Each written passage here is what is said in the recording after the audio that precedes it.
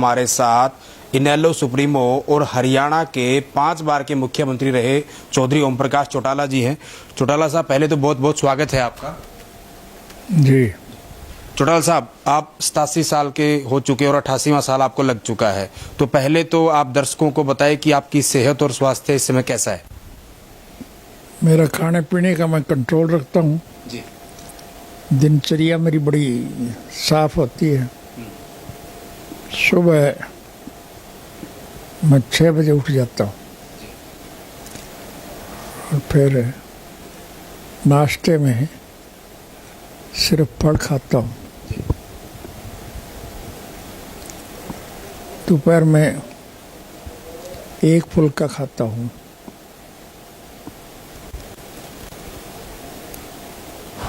खा के मैं 2 घंटे सो जाता हूँ।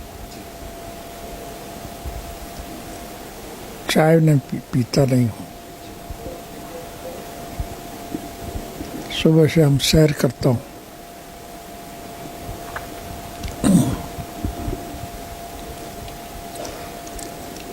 रात को 9 बजे मैं खाना खा के सो जाता हूँ।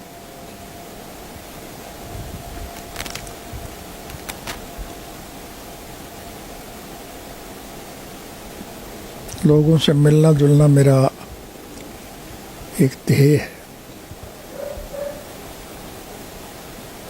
मैं हर कार्यकर्ता के दुख सुख में, खुशी गमी में शामिल रहता हूँ।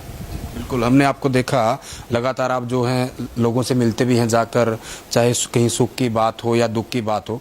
लेकिन चौटाला साहब, ये आपने बताया आपका खान पान, इसके अलावा अगर हम बात करें आपके बारे में काफ़ी इस तरह की चीज़ें भी हैं कि आपको उर्दू भी आती है और आप उर्दू के अखबार ही पढ़ते हैं, इंग्लिश के अखबार ही पढ़ते हैं। हालांकि आपने जो 10वीं की उसके बाद 12वीं की, ये भी आपने एक बड़ा इतिहास रचा कि मुख्यमंत्री रहे और इतनी उम्र के बाद, और उसके ऊपर हालांकि फिल्म भी बनी। तो जो आपकी पढ़ाई आपने की है, कहाँ से ये जज्बा था, क्या आपको क्यों ऐसा लगा कि मुझे पढ़ना चाहिए? क्योंकि बहुत सारे लोग इससे प्रेरणा भी मिली, और ये पूरे सिर्फ हरियाणा में ही नहीं, देश के और भारत के बाहर की बात करें, वहाँ भी इस चीज़ को कहीं ना कहीं इसकी चर्चा हुई कि हरियाणा के पूर्व हमारे गांव में प्राइमरी स्कूल था जी, और मुश्तरका हिंदुस्तान में उर्दू जो थी वो ऑफिशियल लैंग्वेज थी। तो मैंने प्राइमरी तक मेरे पास उर्दू थी। उसके बाद हिंदुस्तान पाकिस्तान का बंटवारा हुआ, तो पर हम चूंकि पंजाब में थे उस वक्त, हिंदी राष्ट्रीय भाषा थी।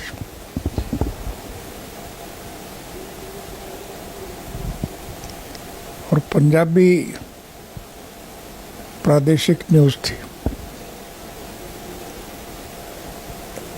तो इसलिए मुझे पंजाबी का भी ज्ञान है। फिर जब पंजाब और हरियाणा का बंटवारा हुआ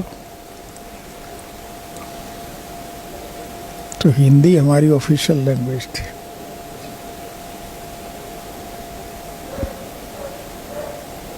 चूँकि मेरे पिताजी राजनीति में सक्रिय थे,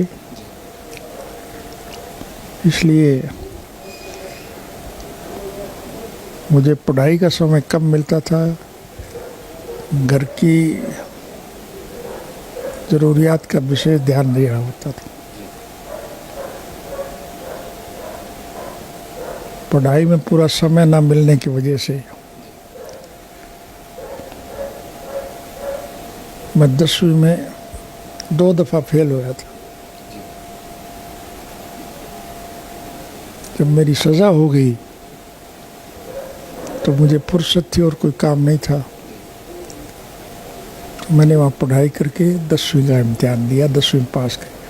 बिल्कुल, ये भी अपने आप में बहुत बड़ी प्रेरणा है, क्योंकि आप वहाँ थे, दुख की घड़ी में थे, लेकिन फिर भी आपने उन दिनों को याद किया कि आप चौधरी देवलाल जी के साथ थे, प्रचार करते थे, साथ में राजनीति करते थे, लेकिन पढ़ाई नहीं कर पाए थे। लेकिन आपने जो दुख का, कष्ट का समय था, उसको भी कहीं ना कहीं उसका सदुपयोग किया और वो लोगों के लिए प्रेरणा भी बनी।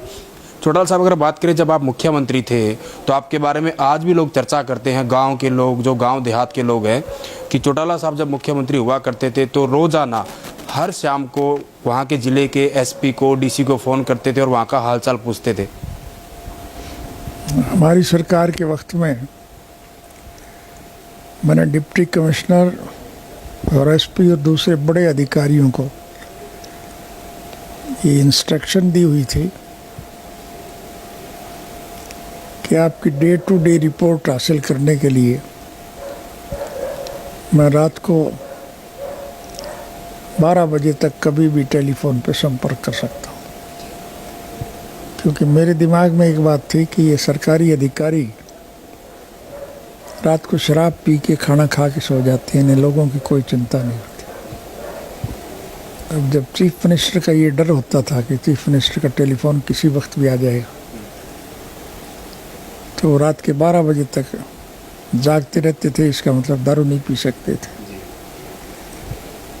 ये अपने आप में बड़ी बात थी, क्योंकि कहीं ना कहीं अधिकारियों पे अगर लगाम रहेगी, अधिकारी अगर सही अपनी ड्यूटी करेंगे तो ही कहीं ना कहीं प्रदेश जो है वो स्वस्थ रूप से जो है कहीं ना कहीं वो अपना कार्य भी कर पाएंगे और जो भी लोगों के लिए उनकी ड्यूटी है वो भी निभा पाएंगे। ये बात थी प्रशासनिक। अगर हम चौटाला साहब राजनीति की बात करें तो लंबे समय तक आपने राजनीति की और अभी भी आप सक्रिय हैं और हरियाणा के ऐसे इकलौते आप राजनेता हैं, जितनी मुझे समझ है कि आप 88 साल के हो चुके, 87 के बाद 88 में आपका साल लग चुका है, कि जो अभी भी इतनी उम्र होने के बाद सक्रिय रूप से लोगों के बीच जाते हैं, अपनी पार्टी के लिए प्रचार करते हैं। अभी हाल ही में एक और आपने इतिहास रचा, जो लगातार आपने कवायद शुरू की थी कि एक तीसरे मोर्चे का गठन किया जाए, एक नए मोर्चे का गठन किया जाए। और जो चौधरी देवलाल जी ने जो वोट कलम में रैली की थी और पूरे के पूरे उस समय के विपक्ष के नेता को एक मंच पर लेके आए, उसी तरीके से आप भी कहीं न कहीं उसमें कामयाब हुए और फतेहाबाद रैली में आप सारे के सारे विपक्ष के नेताओं को लेके आए।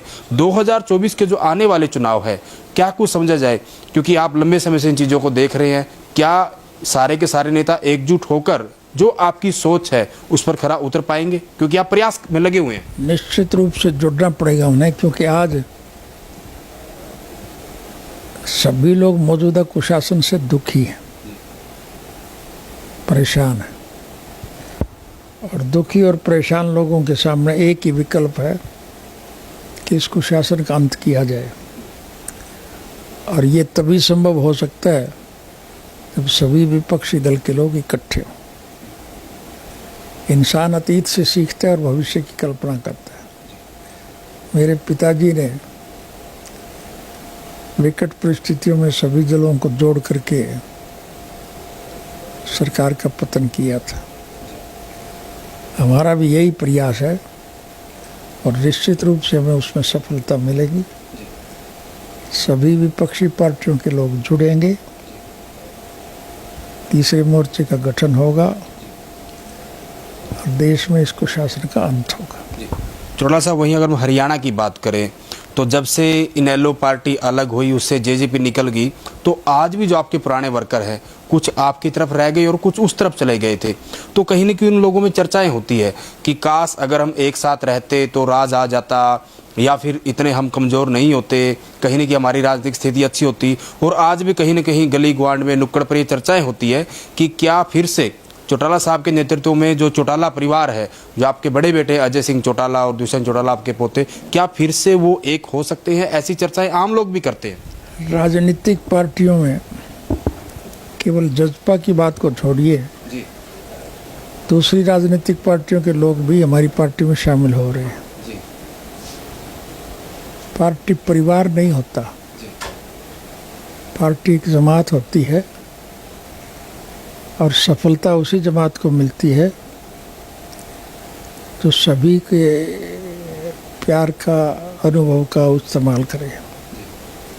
इसलिए मुझे यकीन, विश्वास और भरोसा है कि सभी दल इकट्ठे होंगे और आने वाले चुनाव में निश्चित रूप से सत्ता परिवर्तन होगा।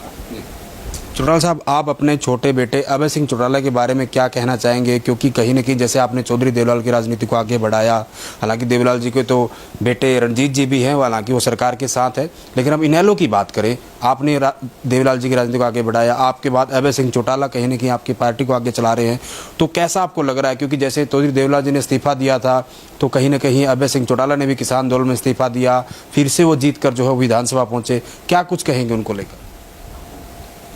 आदमी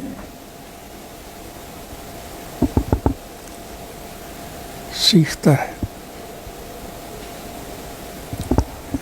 और हमें सीखने के लिए जो अवसर मिला है वो किसी और को नहीं मिला।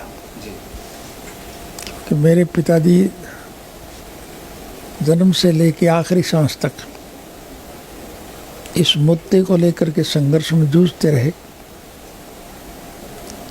कि देश के लोगों की मूलभूत ज़रूरियात रोजी रोटी, कपड़ा, मकान, शिक्षा और स्वास्थ्य का प्रबंध सरकारी तौर पर होना चाहिए।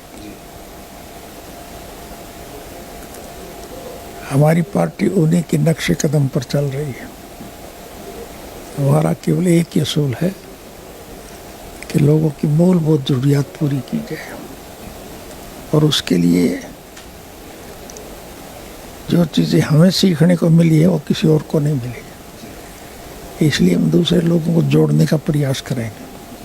वहीं चौटाला साहब, हरियाणा पंजाब की बात करें, क्योंकि आपके सामने जो है हरियाणा जो है पंजाब से अलग हुआ। वैसे तो हरियाणा पंजाब के काफ़ी मसले हैं, चाहे हम राजधानी की बात करें या हमारी जो चंडीगढ़ में विधानसभा है, हरियाणा विधानसभा, उसकी बात करें, या फिर पानी का मसला, ऐसे बहुत सारे मसले हैं। लेकिन अब अभी हाल ही में हरियाणा के मुख्यमंत्री की और पंजाब के मुख्यमंत्री की एक बैठक हुई पानी को लेकर। हालांकि बैठकें पहले भी होती रही है, आपके दौर में आपने प्रयास किया, SYL नहर बनाई भी गई थी कुछ हद तक। तो अभी पंजाब के मुख्यमंत्री, वहाँ पे आम आदमी पार्टी की सरकार है जैसा कि आपको पता है, वो ये कह रहे हैं, वही रटा रटाया जवाब उन्होंने दिया है जो पहले के मुख्यमंत्री देते थे पंजाब के, कि पंजाब के पास हरियाणा को देने के लिए पानी नहीं है। अगर हरियाणा को पानी चाहिए तो प्रधानमंत्री से मिलकर या तो गंगा नदी से पानी लेकर आए या यमुना नदी से पानी लेकर आए, या फिर अपने पानी का कोई और बंदोबस्त करें, जबकि हरियाणा का जो हक है वो SYL के पानी पर है। इस बारे में आप क्या कहेंगे, क्योंकि काफ़ी पुराना मामला है। शाह आयोग के फैसले के मुताबिक जो बंटवारा हरियाणा और पंजाब का हुआ है, हम उसको अमली जामा पहनाने के प्रयास में हैं। इसलिए न सिर्फ SYL को बर्बाद करने का इन्होंने काम किया जी, बल्कि उससे पहले जो दूसरी नहरें थी उसमें भी उन्होंने मिट्टी भरने का काम किया। पंजाब की सरकार चाहे किसी की रही हो, उनकी नीयत खराब है। वो दूसरों का हक छीनने में यकीन रखते हैं, और हमारी एक सोच है कि हम किसी का हक तो नहीं छीनना चाहेंगे, लेकिन अपना हक भी नहीं जाने देंगे। शुक्रिया चौटाला साहब बातचीत करने के लिए। धन्यवाद। तो ये थे चौधरी ओम प्रकाश चौटाला जी, जिन्होंने कहीं ना कहीं अपने वो इतिहास की बात करें, या फिर जो इनका राजनीतिक जीवन था जब ये हरियाणा के मुख्यमंत्री रहे थे, या फिर इनके अगर हम निजी जीवन की बात करें, जो इनका कहीं ना कहीं जिस तरह की दिनचर्या रहती हो, तमाम की तमाम बातें चौटाला साहब ने हमारे साथ की। आगे भी हम जब भी चौटाला साहब से मौका मिलेगा बातचीत करते रहेंगे। हालांकि ये चौथी या पाँचवीं बार है जिसमें हमने चौटाला साहब से बातचीत की है। वीडियो जर्नलिस्ट विकास कुमार के साथ सुरेंद्र नैन, बिंदास हरियाणा।